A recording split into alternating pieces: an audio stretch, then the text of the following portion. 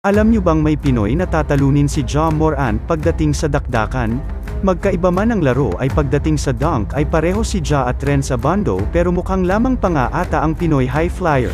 Kung titingnan kasi ang mga highlight niya ay napaka-easy lang sa kanyang dumedakdak, para siyang lumulutang kapag tumetalon at minamanilang mag-tricks pa sa ere. Mula sa college hanggang ngayon sa gilas ay halimaw ang kanyang kakayahan sa dakdakan. Patunay na nga dyan ang pagiging slam dunk champion sa Korea, award na wala pa si Ja. Hindi lang din sa mga dunks ginagamit ni Renz ang kanyang malulupit na talon dahil napakasipag din niya sa depensa. Mula sa fast break layup hanggang sa 3 points ay hindi yan ligtas pag humahabol sa'yo si Abando.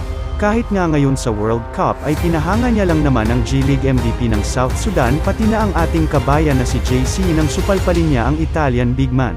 Sa tingin mo ba panes si Ja Morant kay Renz Abando? Comment down below.